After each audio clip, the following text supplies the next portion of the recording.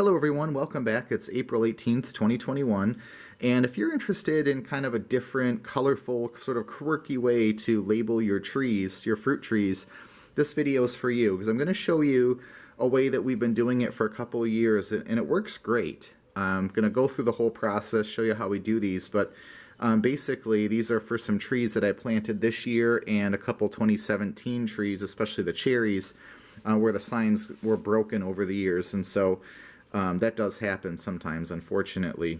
But basically all I do is I use these wooden cutouts from Etsy. This is an apple shape that they come just sort of raw like that. They're 1/8 of an inch. This is 4 inches, but you can pick your size. You can make it as big or small as you like. So I just get 4 inches for all of the cutouts. That way they're fairly standard. Although, of course, you can see that there's a difference between the cherry and like the pear or the apricot or peach, because the cherry also counts the stem and the leaf. That takes up a lot of the 4 inches. So I'm going to walk you through the process of how we make these, and then we'll put some up on the trees. Okay, we'll start with the Asian pear. We'll use this Rust-Oleum yellow, and I use a guard just to cover the leaf.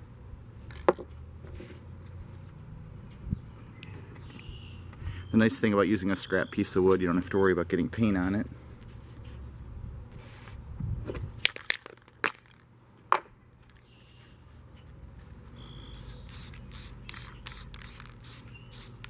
Just give it a couple.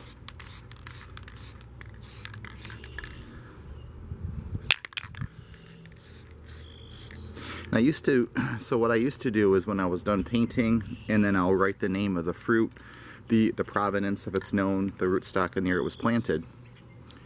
Then I would usually, in previous attempts at this, I would use polyurethane thinking I would seal it, but I've actually found that doesn't really help a whole lot. It's much easier when it fades to just give it another couple coats of paint and just write over it again. So there's our Asian pear, and you can see that's ready. That guard helps protect the leaf. We'll just get this one little part of the fruit there. Wear some gloves when you do this. So that's that one. We'll just set it down.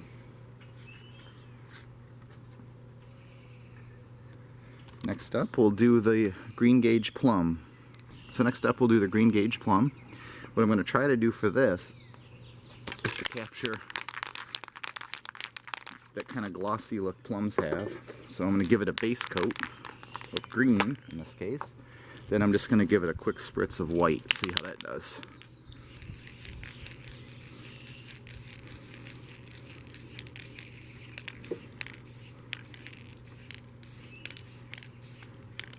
This one's satin spring grass.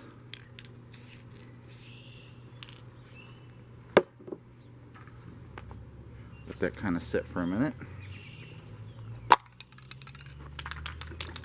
This is a white appliance paint.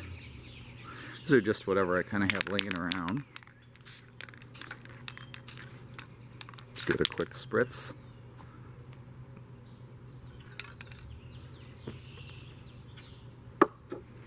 That's kind of to mimic that glossy look. That looks pretty good. Now we'll do the Santa Rosa plum, which for that one I'm going to do a base coat of purple, and then hit it with some red, and then hit it with the white. Let's see how that goes. Purple Rust-Oleum. We have this for our wheelbarrow, our custom painted wheelbarrow. Just give it a quick first coat. We want these colors to kind of blend.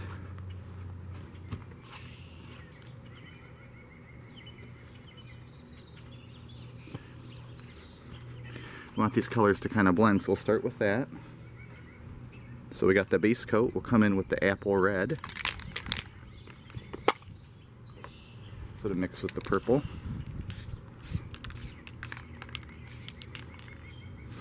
That looks pretty good. And then we just want to give it that little blush that they sometimes have. That's it. There's our Santa Rosa plum. You can see you get all those different colors just by doing a light coat of each. That looks pretty good. So we'll move that over. Now for black tartarian, they're a dark red. So what we're going to do is we'll do a base coat of a really dark green and go red over it.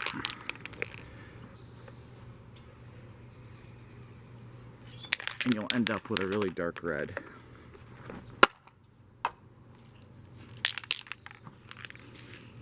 So we'll do that first.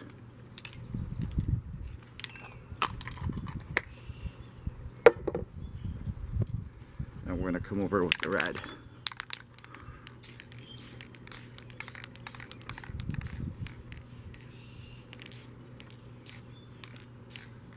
And that makes a darker red. See the difference between the two right there. Alright, and now we just have to do the leaves, which are all going to be green.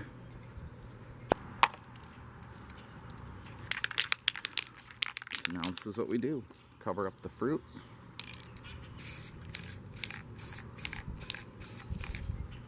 There you go. And use a different spot next, but it gives you an idea right there. So we're going to do that for all the leaves.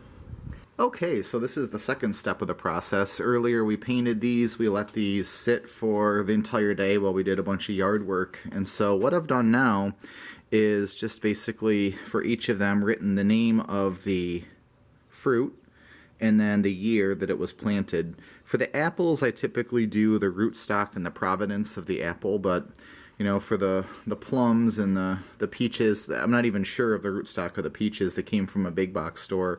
Same with the cherry trees, so I'm not really too worried about it. I feel like it's less of a thing with those fruits. With apples, there are so many rootstocks, and the point of the rootstock with apple is to dwarf it. These just say semi-dwarf, so who knows what they could be for most of them. But as you can see, we've got them all labeled here. I redid a couple of my signs, that's why there's some 2018s here. Because what happens with these is this little part here breaks off very easily. You know, you bump into it or something, so you have to be careful around the tree. But I think they came out pretty well. So now the last piece is to put them on a little block of wood so that they can be mounted onto a little T-post, and then they'll be the sign for the tree.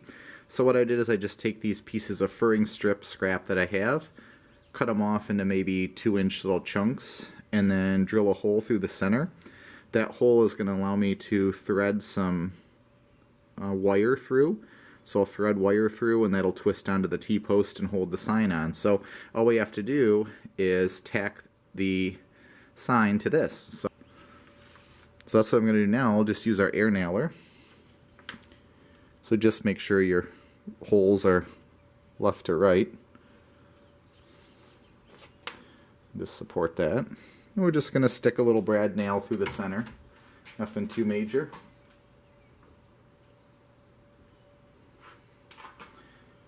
Right there.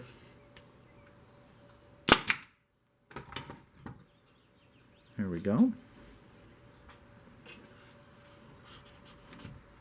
Brad nail's a little longer than my block, but that's okay. So there's our sign. It's on the block. See, it sticks out a little bit on the back. I just bend those over with pliers. It doesn't matter anyway because it's on the back of the T-post. But there we go. Hero Gem Apricot.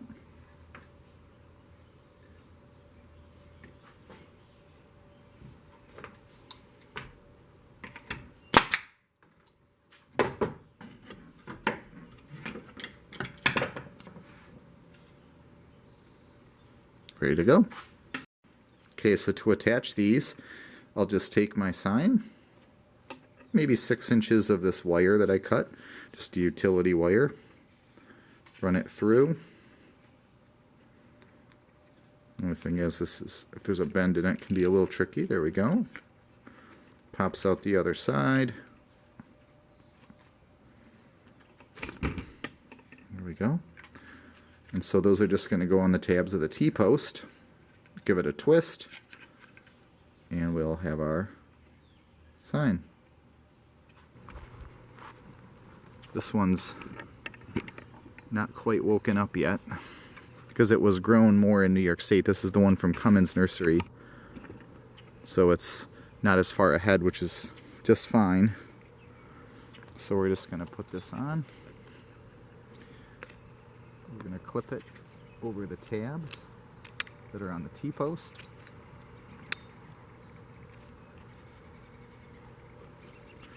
There we go. We have our sign. So thank you for watching our video on labeling your fruit trees. Hopefully you found this helpful. If you enjoy our content, please subscribe for more updates from the garden and the orchard.